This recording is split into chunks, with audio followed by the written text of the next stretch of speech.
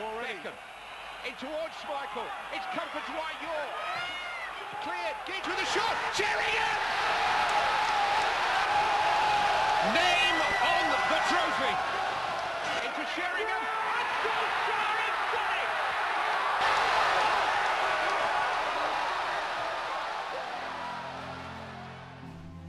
Musim baru segera tiba, tapi kali ini ada yang berbeda. Di tengah suara-suara sumbang, di tengah cemohan yang tak henti datang dari kiri dan kanan, Manchester United menyiapkan kejutan besar. Keyakinan ini mungkin terdengar seperti mimpi, bahkan seperti lelucon. Tapi mari bayangkan sejenak, bagaimana jika keyakinan itu menjadi nyata? Musim lalu, Manchester United adalah salah satu tim dengan produktivitas gol terburuk di papan atas. Gagal memanfaatkan peluang, serangan tumpul, dan tumpuan yang terlalu berat pada pemain muda seperti Rasmus Højlund. MU bukan hanya kalah, mereka kehilangan identitas menyerang mereka. Dalam banyak pertandingan, peluang hadir, tetapi penyelesaian akhir tak kunjung memberi hasil. Ujung tombak terlalu muda, terlalu sendirian, dan terlalu banyak beban. Dan itu membuat United bukan hanya kehilangan angka, tetapi kehilangan rasa percaya diri. Itulah sebabnya, musim panas ini menjadi momen yang sangat krusial. Karena yang dibutuhkan bukan sekadar pemain baru, tapi solusi nyata di lini depan. Seseorang atau beberapa orang yang bisa mengubah peluang menjadi gol, yang bisa mengubah rasa frustrasi menjadi sorak-sorai kemenangan. Dan perlahan, satu persatu potongan puzzle itu mulai terbentuk. Bayangkan jika Manchester United memulai musim dengan lini serang yang dihuni oleh Matheus Cunha, Bryan Mbeumo, dan Joshua Zirkzee, atau bahkan Ollie Watkins. 4 nama, 4 karakter, 4 senjata yang bisa membawa MU keluar dari bayang-bayang tumpulnya musim lalu. Bryan Mbeumo adalah ancaman serius dari sisi kanan. Dengan kecepatan eksplosif dan kemampuan membaca situasi kotak penalti, ia menjadi salah satu penyerang paling efisien di Premier League. Musim lalu, ia mencetak 20 gol dan memberikan 7 assist untuk Brentford. Bahkan saat Ivan Toney absen, Mbeumo menjadi ujung tombak utama tim. Statistik expected goals dan expected assist-nya termasuk yang tertinggi di liga untuk pemain sayap, menunjukkan bahwa kontribusinya tidak hanya terlihat, tapi juga konsisten.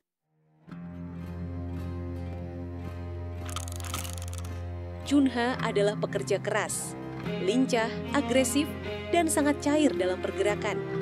Ia mencetak 17 gol dan memberikan 6 assist untuk Wolverhampton musim lalu, di tim yang bermain lebih banyak bertahan. Tapi yang membuatnya menonjol bukan hanya angka, melainkan kontribusinya di setiap build-up, tekanan tinggi, dan kemampuannya membuka ruang bagi rekan setim. Cunha bukan tipe striker yang diam menunggu bola. Ia adalah pemain yang menciptakan situasi gol, bahkan dari ruang yang sempit.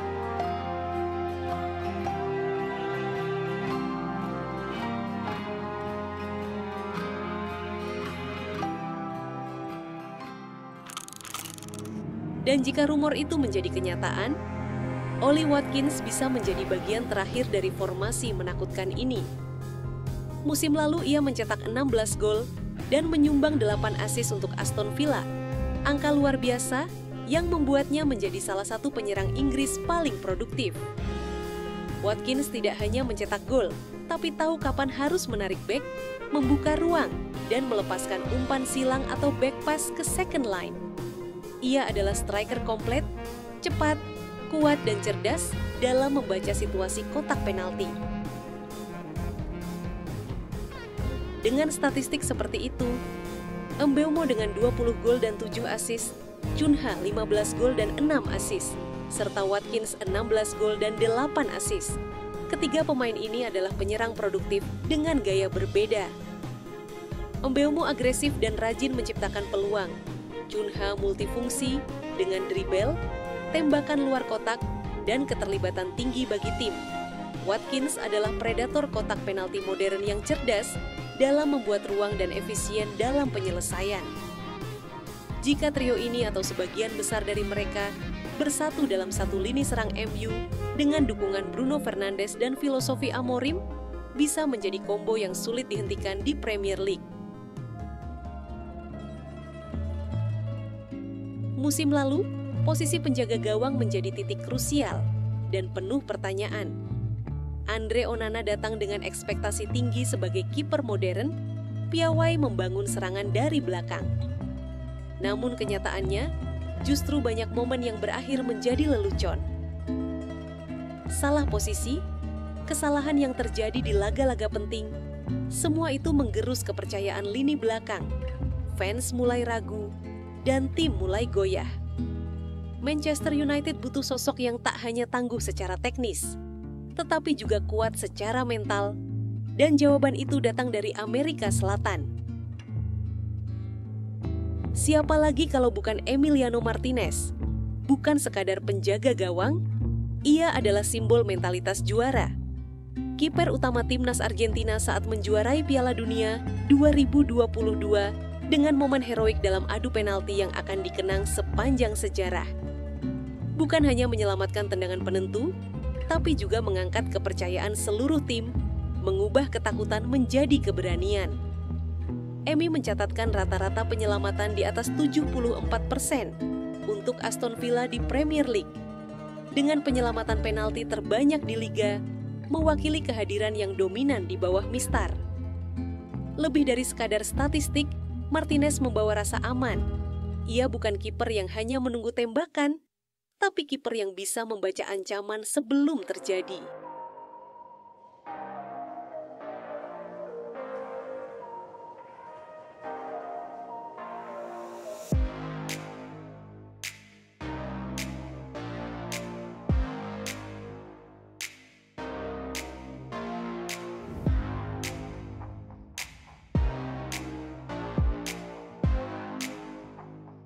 Dan yang paling penting, dia adalah pemimpin. Di usia 32, Emi punya pengalaman, kematangan, dan karisma untuk mengatur pertahanan Manchester United yang sempat kehilangan arah. Kini sektor paling rentan musim lalu, penjaga gawang, telah diisi oleh seorang juara dunia. Dan seperti yang kita tahu, sebuah tim besar selalu dibangun dari belakang ke depan. Di bawah Mistar, Emi Martinez. Di belakang, Maguire yang kembali solid. Di tengah, Bruno Fernandes yang tetap setia. Dan di depan, barisan penyerang dengan kontribusi gol tertinggi dalam karier mereka. Semua ini terjadi setelah musim terburuk dalam sejarah klub. Dan dari reruntuhan, kadang lahirlah fondasi terkuat. Di tangan Ruben Amorim, Manchester United sedang menjalani sesuatu yang lebih dari sekadar revolusi taktik. Ini adalah proses membangun ulang identitas klub, sebuah proyek jangka panjang yang tak hanya berbicara soal skema, tapi juga soal filosofi. Amorim adalah pelatih muda dengan reputasi besar di Portugal. Ia membawa Sporting Lisbon menjuarai liga dengan skuad muda, organisasi permainan yang rapi, dan sistem 3 back yang fleksibel. Ia tidak membutuhkan bintang besar. Ia menciptakan sistem yang membuat pemain berkembang dan berani. Lihatlah generasi baru yang mulai disiapkan. Obi Martin, striker muda berusia 16 tahun, sudah mencetak lebih dari 20 gol untuk akademi dan dinilai sebagai salah satu talenta tertajam. Patrick Dorgu, bek kiri berusia 19 tahun, tapi punya akselerasi dan umpan silang yang terus dibandingkan dengan Theo Hernandez. Dan Amad Diallo yang telah menunjukkan kilas balik bakatnya musim lalu, kini mendapatkan panggung lebih besar untuk mengekspresikan teknik dan kecepatannya. Dalam skema Ruben Amorim, pemain muda bukan pelengkap. Mereka adalah bagian utama dari mesin. Dan ketika generasi muda tumbuh di bawah sistem yang tepat, itulah awal mula dari dinasti baru. Kini Amorim punya proyek yang lebih besar, bukan hanya membangun tim yang kompetitif, tapi mengembalikan aura Manchester United sebagai tim yang ditakuti. Tim yang berani, cepat, efisien, dan dipenuhi darah muda yang lapar akan kemenangan.